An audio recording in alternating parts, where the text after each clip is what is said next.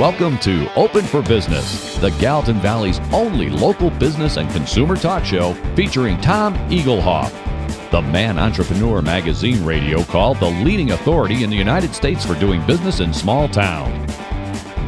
Here he is, speaker, author, small business consultant, and Mrs. Eaglehoff's favorite son, Tom Eaglehoff. All right, welcome everyone. Open for Business. We air every Saturday live from 11 a.m. to 2 p.m. Mountain Time on AM 1450 KMMS in Bozeman, 1340 KPRK in Livingston, Montana. If you'd like to be a part of the big broadcast, go to kmmsam.com and click Listen Live. The call-in number during the show, 406-522-TALK, 406-522-8255.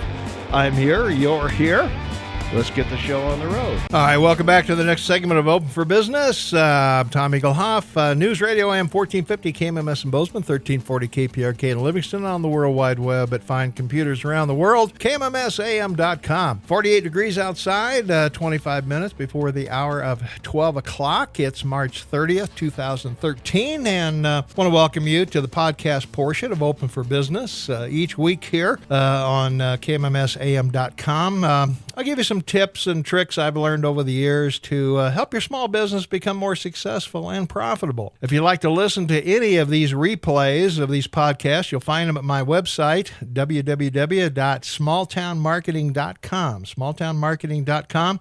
Look halfway down the homepage on the left, and you'll find a link there to take you to all of our previous podcasts. Today's topic is one I hear often from small business owners, and I want to talk about downturns, what to do during tough economic times, because one of the disadvantages common to small business or small towns, I guess, or small businesses in small towns is whenever a business whenever businesses have national downturns, it often hits small towns the hardest because of the smaller population base. Any rise in prices or contracting economy cause customers to rethink purchases or postpone them, waiting for better economic conditions. So how you react depends on the seriousness of the situation. Now, sometimes you can hang in there and ride out the storm. And if the situation is really serious, then you have to resort to some pretty drastic action. Unfortunately, the most common drastic action is either laying off or reducing the hours of your employees. And that's certainly not a pleasant experience. There's nothing worse than losing a good employee who didn't do anything to deserve it. So imagine for a moment that you're swimming, and suddenly a strong current starts pulling you away from the shore. If it carries you out too far, you may not be able to get back. Now, you know how to swim, and the best course of action is to use slow, methodical strokes parallel to the shore and eventually get out of the current, and then you can work your way back to shore. But suddenly panic sets in, and you start to violently pound and kick against the current, and you begin to weaken, and the harder you work, the worse it gets until you're just slowly swept away. Well, the same thing can happen in your business. The first step is calming down and getting your business back under control. It isn't so much that you must get back to shore, also known as economic safety, but as much as keeping shore in sight and not going out any further. Poor organization increases your chances of failure, and it can happen to any business of any size. So here's some things that I recommend that you do when times are tough. If you don't already have a good accounting system in place, make an appointment with an accountant and make sure you know where you are financially. Financial statements to a business are like blood tests to a doctor. Just knowing the symptoms isn't enough. A corrective diagnosis of your malady and a course of corrective action may be required for the business to survive. Your accountant can spot red flags and things that are out of the norm with other businesses that they have experience with. So sometimes they can head off some of these things that can derail your business. Make a complete analysis of the current strengths and weaknesses of your business. What strengths can you capitalize on? What weaknesses can you eliminate? Weaknesses are usually temporary. Budget for things you need, like new or updated equipment, new software upgrades, or future employees, or you might need an additional a delivery vehicle. So budget for those things. That might be a weakness today, but down the road when you have the money to acquire the vehicle, then that's no longer a weakness. If you're behind in your obligations, you may need to consider an attorney to handle contract negotiations with unsympathetic creditors. That some people are going to be very tough on getting their money. Most creditors would rather be paid something rather than nothing. So try to come to terms that will work within your budget. If you can do that with your creditors on your own, that's the ideal situation. But in some cases, if they are unsympathetic to your plight, considering an attorney may be the way to go. So if you're losing customers, try to identify the key problem areas that are responsible and correct them. Is the problem pricing, service, your policies and procedures? Are there personnel problems? Are employees interacting with customers in a negative way? Look at every aspect of your business and where are the red flags. Credit and accounts receivable can be a real business killer. If you've been offering 30, 60, 90-day credit to customers, you may need to offer this service only to your best paying customers. You can't afford slow paying customers. Tighten accounts receivable. Ask customers to pay faster. Many businesses do discounts for cash or for if you pay on time or if you pay ahead of time. So consider things like that. Concentrate all your spending to either increase sales or cut costs. It's easier for most businesses to cut costs by 5% than to increase sales by the same amount. So step back and take a long, honest look at your business. What can be cut without sacrificing quality or service or profits? Conserve where you can to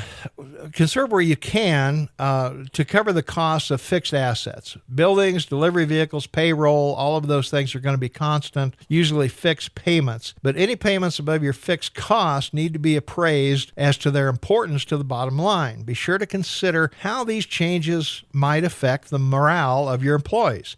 Some cuts can contribute to the problem rather than reduce its effects. So if you start making too many changes, your employees may revolt, and we'll talk more about that in just a moment. Resist the mistake of cutting advertising and marketing effects during slow periods. Study after study prove conclusively that companies that keep their name out there not only do better against their competition during recessions, but they excel in sales and income after the recession ends. You need paying customers. Does ignoring them make any sense at all? Of course not.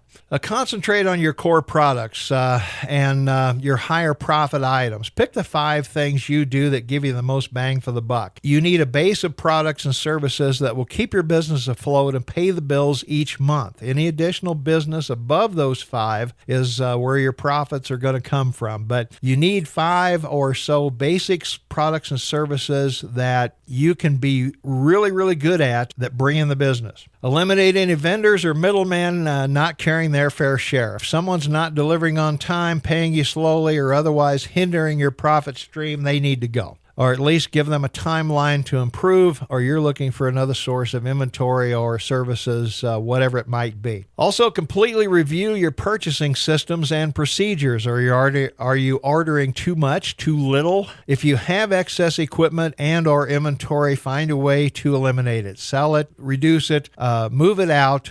You need cash flow. Analyze your cash flow on a regular basis, daily if necessary. I know it's not easy, but try to save and create an emergency fund. If you need cash to capitalize on an opportunity, then you'll have it. Is there any way to reduce your short-term debt?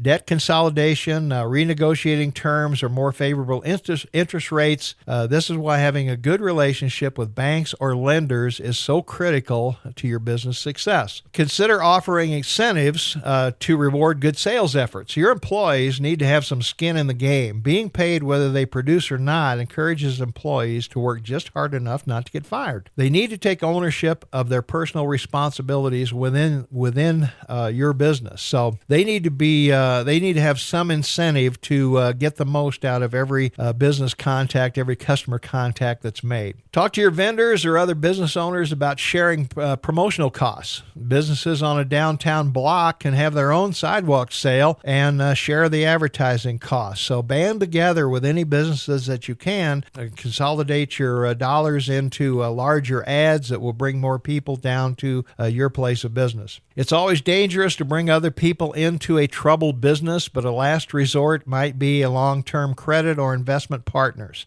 Make sure your CPA and attorney are involved in any equity sharing proposals. Getting angel investors or folks like this might be an attractive look on the outside, but people coming in, dumping money into your company normally are going to want a pretty large piece of the pie and a pretty quick return on their investment. So they are going to want to take a lot of control away from you. So just make sure, if you're going to consider something like that, that you make sure your CPA and attorney are involved in that as well. So how do you know when you're cutting too deep? Well, sometimes you can take a thing too far. You know, if 2 aspirin are good, 8 must be better. But here are some things to let you know that you're going too far. Customers complain they don't see your salesman often enough, or you discover that all of a sudden your customers are trying out your competitors. They're not buying as much from you as they once were. Employees are concerned about their situation, and they start discussing company information with customers. This is never a good thing when things are going badly at a company for employees to start divulging internal information, because once that customer walks out the door with that information, they're going to spread it around. And it's not a good thing for the company. Customer service complaints increase. Obviously, that's a obvious red flag that if you start hearing more complaints from customers, then you definitely have some kind of a problem. Employee morale becomes low. Increasing absenteeism becomes a problem. Salespeople and other employees are reluctant to try new ideas and become less aggressive in closing for fear of losing sales. So everybody is kind of pulling back. Everybody's walking on eggshells. Everybody is trying to make things better, but in their fear are making things worse. So what do you do when it really gets bad? Well, how bad can things get? We've all heard stories of drastic business survival techniques.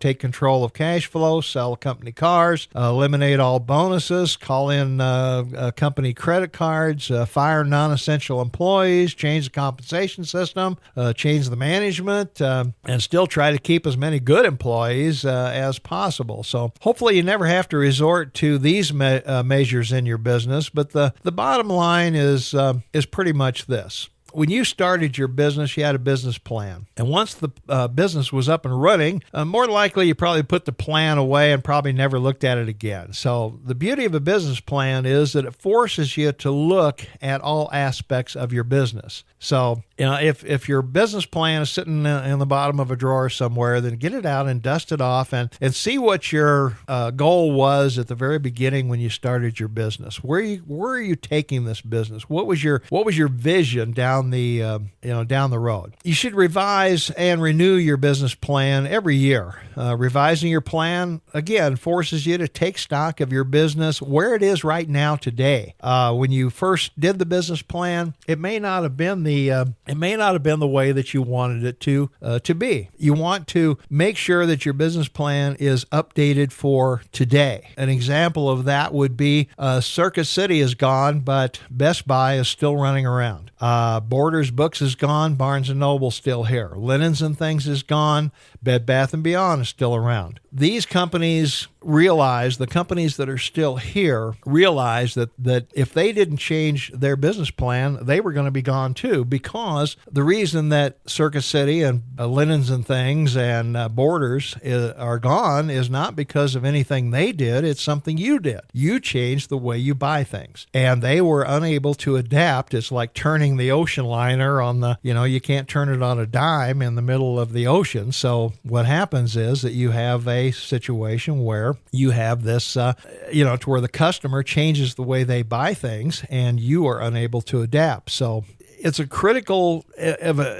it's of critical importance, I should say, that take stock of your business on a regular basis. Every 6 months, I would advise. See where you are. Technology changed the way we do things. Stores now are talking about using iPod tablets at their counters instead of where people can order things or place their order for foods and things like that, and it automatically goes to the checkout person and around the store, and the order's filled. So these are things that companies are looking at to be more productive and more efficient, and also to cut costs. So revise that business plan on a yearly basis. I know it's hard to do. I know you don't have time to do this stuff.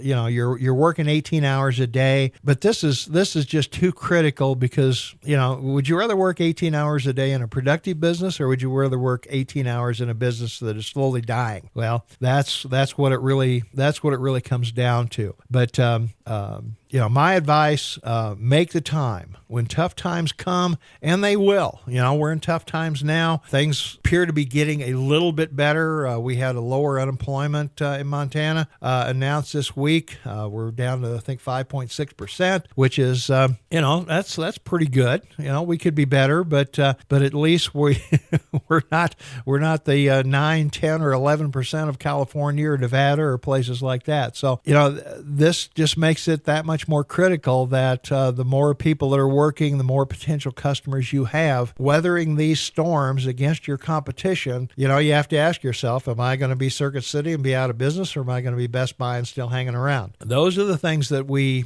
have to consider, that we have to look at when we're doing this type of business. So that's pretty much our podcast for today. Again, if you've missed any of the previous podcasts, they're all recorded and on my website at smalltownmarketing.com, and or you can hear them every week at this time between 11:30 and 12 locally, of course, on AM 1450 KMMS in Bozeman, 1340 KPRK in Livingston, or on the World Wide Web over at kmmsam.com.